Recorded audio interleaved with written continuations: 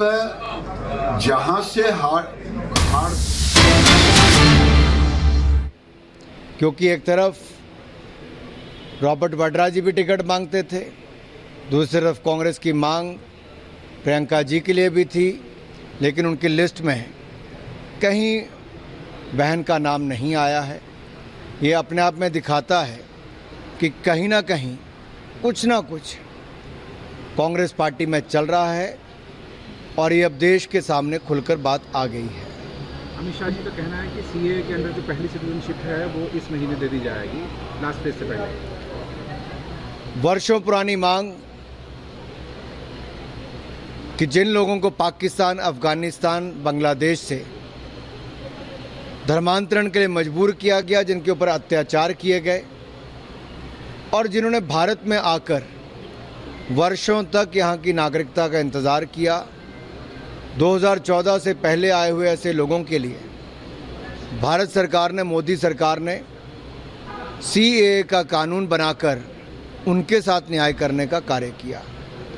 अब वो शुभ घड़ी भी आने वाली है जब उनको नागरिकता मिलने वाली है। प्रज्वल रेवन्ना जर्मनी चले गए हैं, आपको नहीं लगता सरकार इस पर बैकफुट पर आ जाएगी? निश्चित तौर पर कांग्रेस की सरकार हाथ पे हाथ धरकर बैठी रही। कानून व्यवस्था कर्नाटक में चरमरा गई है। जब एक कांग्रेस के काउंसलर की बेटी की दिन दिहाड़े चाकू घोंपकर हत्या कर दी जाती है, चाकू से उसका गला रेत दिया जाता है और वो काउंसलर कांग्रेस से है, लेकिन कांग्रेस की सरकार उनको भी न्याय नहीं दिला पाती। वो सीबीआई मांग करते हैं। बेंगलोर में बम धमाका होता है, वहाँ पर जांच में आतंकवादियों को पकड़ा नहीं जाता, कर्नाटक की जनता को फिर न्याय नहीं मिलता। एनआईए उन आतंकवादियों को ममता के गढ़ से गिरफ्तार करती जहाँ पर ममता बनर्जी के राज्य में उनको पनाह मिलती है। विधानसभा में, राज्यसभा के चुनाव के बाद कांग्रेस के समर्थक पाकिस्तान जिंदाबाद के नारे लगाते हैं, लेकिन कांग्रेस की कर्नाटक की सरकार कोई कार्रवाई नहीं करती। न्याय फिर एक बार नहीं मिलता। ये है कांग्रेस का कर्नाटक का नाटक। आज आप कांगड़ा में हैं और वहाँ पर जिन पर वो आरोप जड़ते हैं उनको अपनी सरकार के चलते, जहाँ कानून व्यवस्था राज्य की सरकार का विषय है।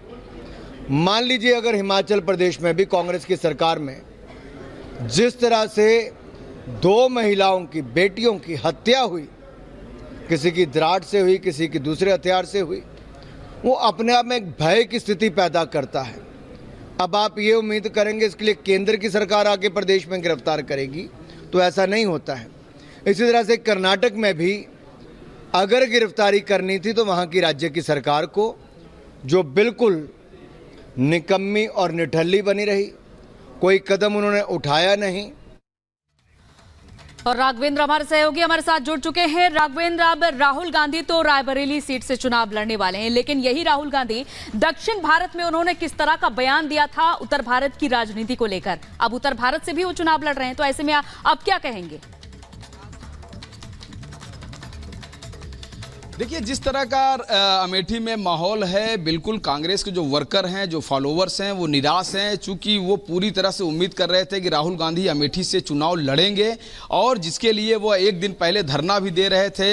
1-2 कार्यकर्ता ऐसे थे जो पेड़ पर फांसी लगाने के लिए भी पहुंच गए थे। तो इस तरह की उनकी एक डिमांड थी कि राहुल गांधी आए, गांधी परिवार का करीबी ही कोई यहाँ से रहे। लेकिन जिस तरह से केएल शर्मा को उतारा गया, कांग्रेसियों में बहुत निराशा है। राहुल गांधी ने पहले ही खुल के बोल दिया है वायनाड में चुनाव के दौरान कि हमारा खास है वायनाड और अमेठी जो है वो खास नहीं रह गया है। तो इस तरह से ये माहौल है। अभी मैं स्मृति ईरानी के घर के बाहर ही खड़ा हूँ। स्मृति ईरानी कुछ घंटों, मतलब आधे घंटे या कुछ मिनटों में निकलने वाली हैं, तो उनसे बातचीत भी होगी कि आखिर राहुल गांधी, जैसा कि वो लगातार चुनाव में चैलेंज देती रही है राहुल गांधी को, आज जो है राहुल गांधी अमेठी से चुनाव नहीं, लोग यहाँ नहीं, अभी कुछ लोग हैं जिससे यहाँ सारे मीडिया कर्मी खड़े हैं और एक भी यहाँ पर फॉलोअर्स नहीं, कार्यकर्ता यहाँ पर नहीं है। और साथ ही मैं आपको बताता हूँ, चूंकि जब मैं मीटिंग में चलूंगा, रैलियों में चलूंगा, लोगों के साथ रहूंगा, तो जरूर उनकी प्रतिक्रियाएं लूंगा, जरूर उनसे बात करूंगा। बिल्कुल राघवेंद्र, और जरूरी भी है उनका रिएक्शन लेना, क्योंकि राहुल गांधी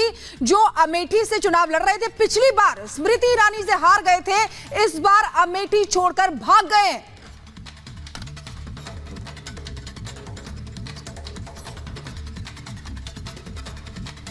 राघवेंद्र, आप तक आवाज पहुंच पा रही है?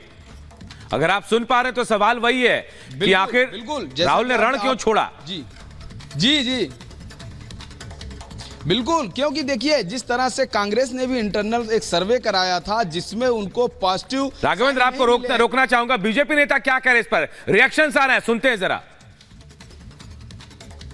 गांधी परिवार अब जहां से हारती है वहां फिर दोबारा नहीं जाती।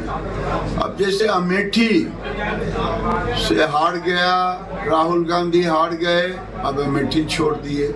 इस बार रायबरेली भी हारेंगे, वहां छोड़ देंगे। आज राहुल गांधी ने अमेठी को सरेंडर कर दिया।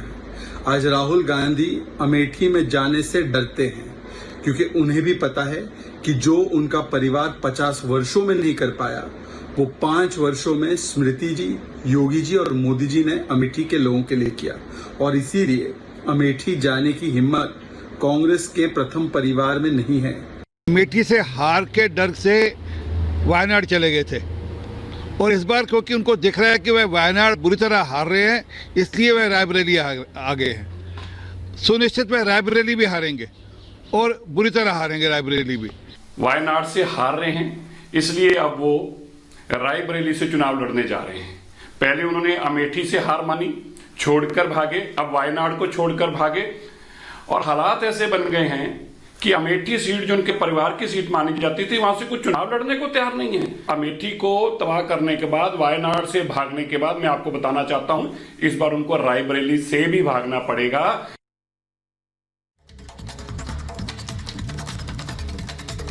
तो देखिए किस तरीके से आप लगातार प्रतिक्रियाएं जो है आना शुरू हो गई हैं, क्योंकि जितना सस्पेंस जो है बना के रखा गया था कांग्रेस पार्टी की तरफ से, वो जब खुला तो वाकई में सब अचंभित हो गए, क्योंकि राहुल गांधी अपनी सीट छोड़कर रायबरेली पहुंच गए हैं। तो देखिए चुनावी अपडेट अब आपको बताएंगे कि किस तरीके से कहां आज रैली होनी है। प्रधानमंत्री नरेंद्र मोदी की अगर बात करें तो बंगाल और झारखंड दौरा है।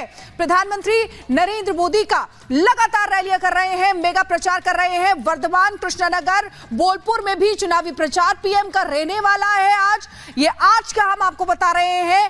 झारखंड के सिंहभूमि में भी प्रधानमंत्री नरेंद्र मोदी की रैली होने वाली है। तो पीएम की आज ताबड़तोड़ रैलियां होने वाली हैं, मेगा प्रचार है। गृहमंत्री अमित शाह भी 3 राज्यों में दौरा करने वाले हैं। आज 3 राज्यों का उनका दौरा रहेगा। प्रचार के तहत रैलियां होंगी। कर्नाटक और महाराष्ट्र और गोवा में जनसभाएं होनी है। गृहमंत्री अमित शाह की गुजरात में बीजेपी अध्यक्ष जेपी नड्डा की सभा होनी है, जनसभा होनी है।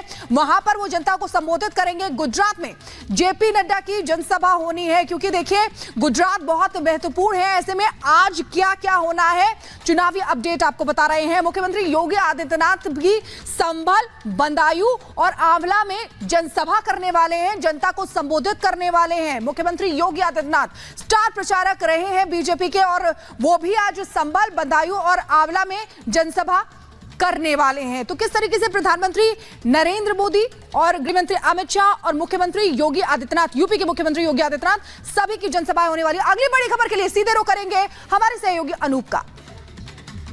और देखिए राहुल के सियासी रण छोड़ने पर अब सियासी वार शुरू हो गया है। एक के बाद एक सियासी हमले राहुल गांधी पर हो रहे हैं। अब साक्षी महाराज ने बड़ा बयान दिया और कहा कि राहुल को रायबरेली की जनता भी हरा कर भेजेगी। तो देखिए राहुल गांधी ने यूपी में सीट बदली, उसके बाद साक्षी महाराज का राहुल गांधी पर बड़ा हमला देखने को मिला है। राहुल को बुरी तरह हराकर जनता यहां से भी भेजेगी। अमेठी 2019 में बुरी तरह से हारे थे, बल्कि भाग गए थे। श्रीमती सोनिया गांधी ने रायबरेली में पहले ही हार स्वीकार कर ली, इसलिए लड़ने का इरादा छोड़ दिया और राज्यसभा में चली गई। बड़ी मुश्किल से इज्जत बचाने के लिए अपने साहबजादे को उन्होंने मैदान में उतारा है। रायबरेली की जनता बहुत समझदार हो चुकी है, इस चुनाव में राहुल गांधी को बुरी तरह से हरा करके भेजी।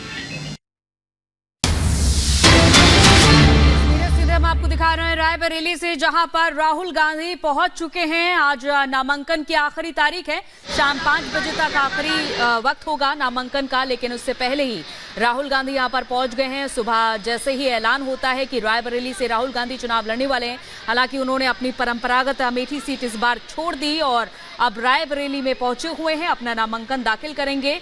और दूसरी तरफ ये भी सवाल बन रहा है कि आखिर आगे जनता की क्या प्रतिक्रियाएं होंगी, क्योंकि जहां उम्मीदें सभी को थी कि राहुल गांधी अमेठी से और चुनाव लड़ने वाले हैं, लेकिन अब राहुल गांधी ने रायबरेली का रुख कर लिया है।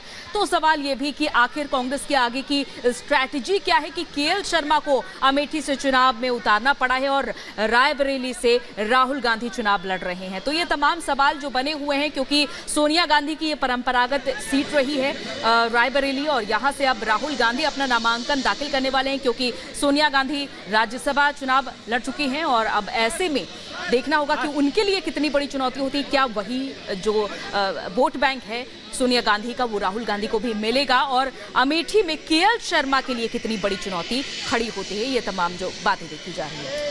तो बिल्कुल ये तस्वीरें आपको दिखा रहे हैं, राहुल गांधी जो रायबरेली पहुंच चुके हैं वहां की ये तस्वीरें हैं। देखिए इस बार जो मुकाबला है वो दिलचस्प इसलिए भी होने वाला है